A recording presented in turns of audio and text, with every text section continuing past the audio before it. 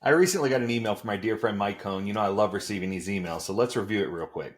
It says a lot has been written and said about the responsibility of Scrum Master to protect the team. Facts.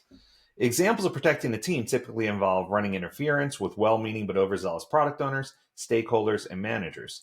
Teams run into trouble all the time from people who want it all now and who keep adding more work in the middle of a sprint.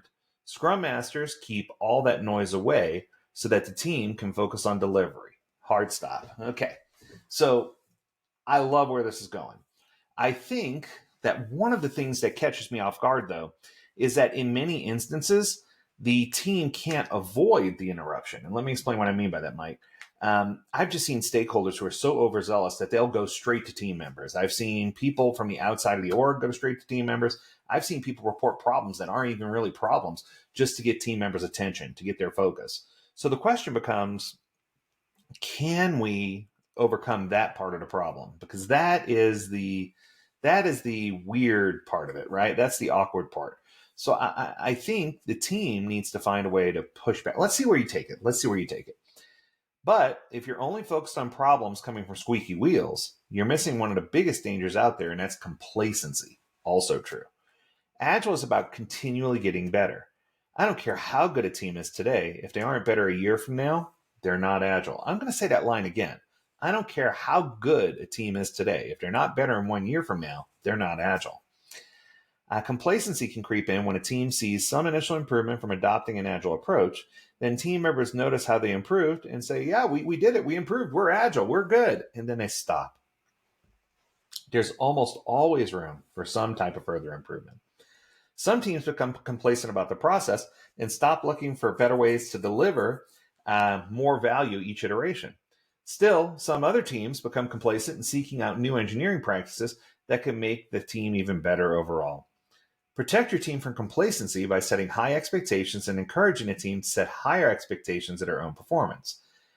Teams that refuse to settle for the status quo are teams that advance from good to great. Now, I do want to point out, though, I see another problem here. The problem that I see here is that I see a lot of teams who become burnt out because they're always trying to do one step, just one more item, one step bigger, one thing better. And I'm a firm believer in Atomic Habits. James Clear, Atomic Habits, one of my favorite books. And I believe you can ratchet it up a small amount, but I also believe that you have to have control.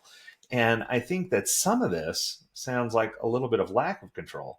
So I do believe we need to protect the team by running interference. I do believe there are overzealous people out there, and I do believe the team needs to protect itself. So that's another piece of this. But I also believe that when it comes to complacency, that it's a combination. This is a team sport. It's not an individual sport. When it comes to complacency, everybody has a part in it. The Scrum Master needs to do what they can to make sure there's nothing stopping the team from moving forward with their education. The team needs to have that desire for the education and move towards it. And then, of course, the product owners need to make sure they're providing opportunities by monitoring WIP limits and doing things like that so that the team's not constantly being burnt out. If you can put that whole package together, I think that's where it's going to bring you from good to great. And I think that if you haven't read the book, James Clear, Atomic Habits, you need to get that book right now. It is number one on my book list right now. Atomic Habits is just an incredible book. If you need a copy, get one now. It's inexpensive. It's on Amazon. Go. Don't wait for me. That's going to do it for this episode. I hope you enjoyed it. And thanks, Mike, for the wonderful email. If you have a topic you want us to discuss, learn more at agiledad.com. We'd love to hear from you. And as always, we encourage you to stay healthy, stay well, and stay agile, my friends. Until next time, do you take care.